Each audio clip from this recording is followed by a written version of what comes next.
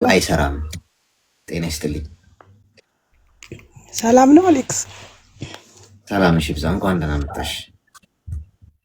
እንኳን ደህና ቆየኸኝ። ምን እንታዘዝ? እኔ ምክር ፈልጌ ነው። እሺ ንገሪኝ። እኔ የአንድ ልጅ እናት ነኝ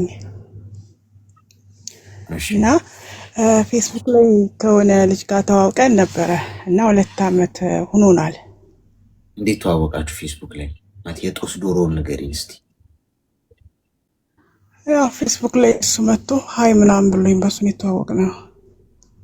ሀይ ሲልሽ አንቺ ምን አልሽው? ሀይ ሰላም ነው ምናምን አልኩት። ከዛ ያው የት ነው የምትኖሪ ምናምን እንደዚህ አረብ ሀገር ነበርኩኝ አረብ ሀገር ምናምን አልኩትኝ። ይጄ ያው ተገናኝተናል ይጄ ማለት ነው። ግን አሁንም ያው እናወራለን። ግን እኔ በቃ እሱን መርሳት ነው የምፈልገው፣ ለልጄ መኖር ነው የምፈልገው። በጣም ብዙ መስዋዕት ከፍዬለታለሁ፣ ግን ምንም ሊረዳኝ አልቻለም። ቆይ እኔ እናት ከመስዋዕቱ በፊት እኮ እኔ ትውውቃችሁ ላይ ነው ያለሁት። በ80 ይቅርታ በ280 ነዳሹ በስፒድ። ቆይ እኔ እኮ ትውውቃችሁ ላይ ነው። ሀያ አለሽ፣ ከዛ ሀያ አልሽው፣ ከዛስ እንዴት ተጀመረ? ምን ሁኔታውን ንገሪኝ እንጂ እኔ እናት እንደ ዱብዳ እኮ አፈረጥሽብን። ከዛ ያለበትን ሁኔታ ምናምን ይነግረኛል። ስለምን ያለበትን ሁኔታ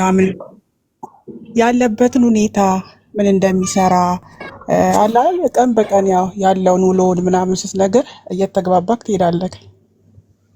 እሺ ከዛ በዛ መሀል ደግሞ መላመድ ይመጣል። እሺ ከዛ በዚህ መልኩ ነው ግንኙነታችን የቀጠለው። ኦኬ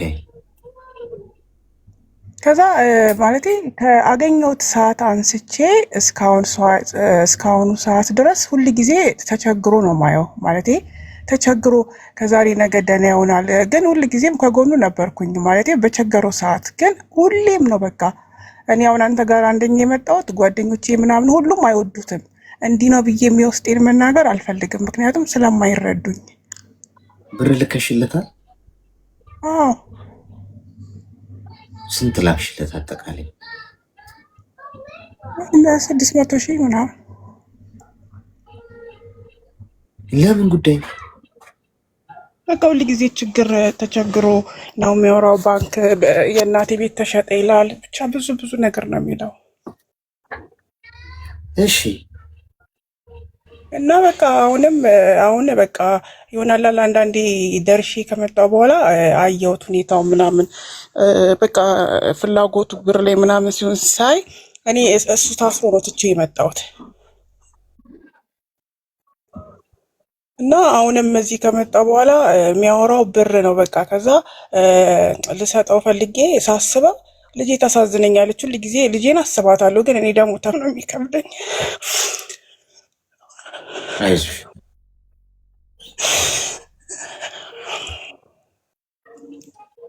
እና ያው ከሱ አልሆንኩ ወይ ለልጄ ጥሩ እናት አልሆንኩ። ያው ቤተሰቦቼንም አላጎደልኩባቸውም። ብዙ አመት ነው የተንከራተትኩት። ግን እንደዛም ሆኖ ለሱ መልካም ሴት ነኝ ያው እሱም ይላል። ግን ሁል ጊዜ ሰተክ አንድ ስህተትክ ነው የሚታየው። ብታይ ዛሬ የሆነ ብር ስጪኝ ብሎኝ ካልደረስኩለት በቃ እኔ እንደ አጥፊ፣ እንደ ክፉ፣ የሰው እድገት እንደማልፈልግ እንደ ውሸታም ነው የሚቆጥረኝ። ያመመኝ ምን ሁሉ ነው ምልክለት ማለት ያመኛል። ትንሽ ውስጤን ኦፕራሲዮን ያውኛለው በቃ ብዙ ነገር። ግን በቃ ያው መርሳት ነው እንፈልገው።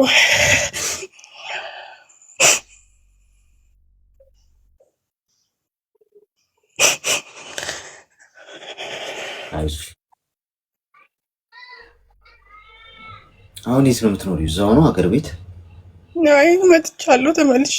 ግን አሁን መጥቼ ራሱ ወደ 100 ምናምን ሺህ ብር ልክለታለሁ። ግን አሁንም ሌላ ብር ይፈልጋል። እኔ ደግሞ በቃ አሁን ላይ የሆነ ነገሮቹን ሳየው ይሆናላል ማለት እሱን መተው አልፈልግም፣ መርሳት እንትን እላለሁ። ግን ብር ደግሞ መስጠት አልፈልግም። ከዚህ በኋላ ብር ሰጥቼው የማገኘው እንትን ይቅርብኝ ብዬ አስባለሁ። ግን ራሱ ቴክስት ያደርግልኛል። ዘጋሁት ዛሬ ረሳሁት ስል ቤት ይደውላል። እናቴ ጋር እህቶቼ ጋር ምን ሆና ነው የጠፋችው ምናምን እያለ እነሱን ያስቸግራቸዋል። ከዛ ሲነግሩኝ መልሼ ሳወራው ደግሞ በቃ ኦንላይን ላይ እንደሆነ ነው የሚፈልገው። እኔ ደግሞ በቃ መሆን አልፈልግም፣ መርሳት እፈልጋለሁ። ምክንያቱም ኃላፊነት አለብኝ፣ ልጅ አለችኝ። ግን አንድ ያላለ ውስጥ ተቸግር ያለው ብሎ ነግሮ የሆነ ከውስጥ የማይወጣ ችግሩ ሁል ጊዜ አይምሮ የሚለው እኔ የሆነ ነገር እምቢ ብዬው የሆነ ነገሩ ነው ባየው ይሆናል ውስጥ ከማይጨክነው ግን በቃ እኔ እሱን ረስቼ ለልጄ በቃ በጣም ምሳሳላት ልጅ አለችኝ፣ 5 ዓመት ልጅ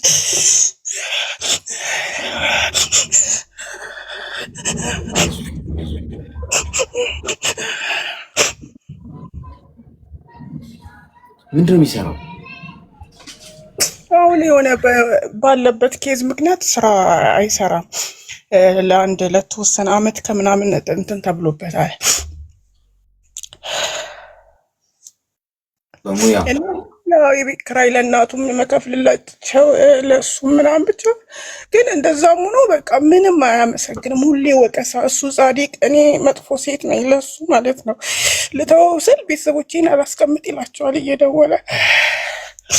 አንድ የሚወዱት ጓደኛ እንኳን የለኝም ለሱ ብዬ እንደዚህ እንኳን የምነግረው። እንደዚህ እነሱ በቃ ገና እንደዚህ ከይተው አይተውት ሳስተዋውቃቸው አይሆንሽም ታየው ነው የሚሉት በቃ። እንደገና እንትን መስራት ጀምሯል አሁን ቲክቶክ። እና እኔ በፊት ስቀርበው ሳቀው እንደዚህ አይነት ነገር የማያስደስተው እንደሆነ ዘፈን እንኳን አይወድም ከመዝሙር ውጭ ማለት ነው ሳቀው። እና አሁን ቲክቶክ እንዴት እለዋለሁ እኔ ቲክቶክ ላይ የማውቀው ሰው ሌላ ነው። አሁን አንተ እኔ ማቅ ከአንተ እለዋለሁኝ ችግሬን ቲክቶክ ላይ ይፋ ማድረግ አልፈልግም ይላል። ማለት የአንድ ሰው ነክ ሁለት ማንነት መሆን ይከብዳል። እና አንዳንዴ እኔ ስራ ራሱ መስራት አልቻልኩም። አይምሮ ውስጥ ያለው እሱ ብቻ ነው። እድሜሽ ምን ያህል ነው? እኔ አሁን 33። እሺ ሚዩት አድርጊና አዳምጪ ከሰማሽ ማለት ነው። ፌስቡክ ላይ ነው የተዋወቅሽው። እንደዚህ ዋጋ የምትከፊለት ጉዳይ አይደለም መሰረቱ። ያው ሴት ልጅ ስታፈቅር ይባላል። እንደዛ ብለን ግን የምናልፈው ጉዳይ አይደለም። ገብቶሻል? ወንድ ልጅ ስራ እንዳይሰራ ተደርጎበታል፣ የሆነ ታግዷል ምናምን አልሽ። ቀን ስራ አይሰራም እንዴ? ወንድ ልጅ እኮ አንቺ ቁጭ አድርገሽ የምትጦሪ ወንድ ምን ሊሆንሽ ነው? ባል ሊሆንሽ ነው? እንደዛ ነው የምታስቢው? የሆነ ነገርን መጨረሻውን ካወቅ ነው እኮ መጀመሪያ አይጠበቅብን። መጨረሻውን አጨራረሱን ካወቅ ነው። አጨራረሱ ምን እንደሚሆን ልንገርሽ። እግፍ ብለሽ ስሚ። ይሄንን ሁሉ ነገር አድርገሽ 600 ሺህ ብር 100 ሺህ ብር በየወሩ ምናምን እየላክሽ ሌላ ሴት ነው የሚያገባው። እመኚ። የስሜን ያህል መጽሐፍ ቅዱስ እዚህ ጋር ቢኖር እጅ መጽሐፍ ቅዱስ ላይ ጭኜ ሳላወላዳ ምነግርሽ ጉዳይ ቢኖር ሌላ ሴት ነው የሚያገባው። በጭራሽ ሚስቱ ሊያረግሽ አይችልም። እናቱ ነሽ አንቺ። እንደ እናቱ ገንዘብ እንካ፣ ቤት ኪራይን ካለ እናትህን ካለ እንደዚህ እንካ፣ ለምትሄድበት እንደዚህ ምናምን እያልሽ አያከብርሽ። አንቺን በጭራሽ ለቁም ነገር አያስብ። ወንድ ልጅ የምትደጉመውን ሴት አያገባም። እንቅጩን ልንገራችሁ። ገንዘብ በመስጠት ልቡን አማልላለሁ የምትሉ ሴቶች ገንዘብ በመላክ ምናምን የሆነ ነገሩን ችግሩን በመፍታት እኔ በልቡ ውስጥ ቦታ አገኛለሁ። ኔቨር። ይሄው ፊልም ማድረገው ነው የምነግርሽ። እኔም አሁን እንደዚህ የተከታተለች የጫማህን እንካ፣ የካልሲህን እንካ፣ የኮፍያህን እንካ እንደዚህ የምትለኝ ብትኖር ለቁም ነገር አላስባትም። በቃ ደጉማኛለች። ሌላ ቻሌንጅ የምታደርገኝ ነው የምፈልገው። ቻሌንጅ ምንም ዞር ብላ ራሱ ማታየኝ። እንደዛ ነው ሰው ዞር ብሎ ማያየው ላይ ነው ትኩረት የሚያደርገው። ችላ ችላ የሚለው ላይ ጉዳዩ ያልሆነው ሰው የሚከተል። እናንተ አሁን እንዲህ የምታደርጉ ለወንድ ልጅ ገንዘብ እየላካችሁ ቤት ኪራይ የምትከፍሉ ስልክ የምትገዙ ዳር ነው የምትቀሩት። እመኑ፣ እግዚአብሔር ምስክሬ ነው የምላችሁ። በዚህ መጠን እርግጠኛውን የምነግራችሁ ጉዳይ ደግሞ የለም። በግምት አይደለም ማወራው። ለምንድን ነው እንደዚህ የምታደርጊው? ፍቅር በገንዘብ ይገዛል እንዴ? ገንዘብ ስለላክሽለት የሚያፈቅርሽ ነው? ተንበላጠጠብሽ እኮ። ጭራሽ ልከሽለት አንቺን ጥፋተኛ ምናምን ነው እያደረገሽ ያለው። ለልጅሽ ኑሪላት እንጂ በዚህ በምትሄጂበት መንገድ አንድ ቀን ራስሽን ታጠፊያለሽ። እመኚ። በጣም በጣም በጣም ብሶ ሄዶ እሱ ሌላ ሰው ጠበሰ፣ ሌላ ሰው አገባ ቢባል እኔ ሁሉ አመት እንዲሆኝ ብለሽ ራስሽን ከፎቅ ነው ለመከስከስ የምትሮጪው። አሁን አስቢበት። አሁን ካለሽበት ከገባሽበት ጉዳይ ውጪ አንቺ ፌስቡክ ላይ ያገኘሽው ወንድ ለመጦር አይደለም ሰው ሀገር የተሰደድሽው። ለቤተሰቦችሽ ለእሱ ያደረግሽውን ያላርግሻል። እነሱ እኮ ናቸው የሚገባቸው። ከሆነ እንኳን አሳድገውሻል። አትሊስት ምንም ይሁን ምን ለእናትሽ፣ ለአባትሽ፣ ለወንድምሽ፣ ለልጅሽ የሱን ያህል ዋጋ እየከፈልሽ ነው አይደለም? አንድ ፌስቡክ ላይ ለጠበሽው ወንድ ገና ለገና አፍቅሬዋለሁ በሚል ሂሳብ ገንዘብሽን፣ ሞራልሽን፣ ሁሉ ነገርሽን ማጣት የለብሽ። መጨረሻ አጨብጭበሽ ነው የምትቀሪው። እሱ ብዙ ሴት ነው የሚጀነጅን። በህይወትሽ ውስጥ አንድ እሱን ሞባይል የማየት እድል ቢኖርሽ እውነቴን ነው የምልሽ ደምባ እያለቅሽ ነው የምትኖሪ፣ ከጀርባሽ የሚያደርገው የምታውቂ።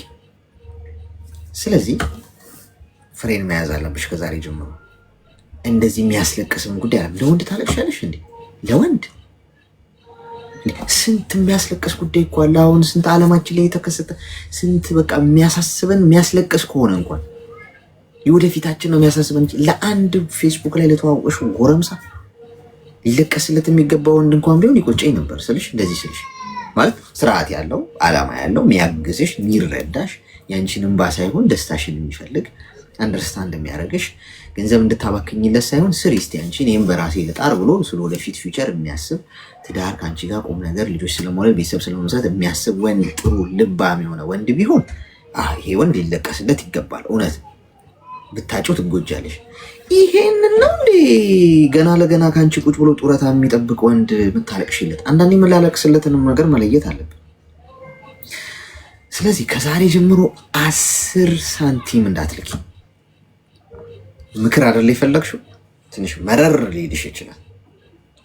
በቃ አይሆንም፣ በዚህ መንገድ አይረዳሽም። መቼም አንቺን ሰው አያደርግሽም። ሁል ጊዜ አንቺ አፍቃሪው ተከታዩ እንደሆንሽ ነው የሚያስበው።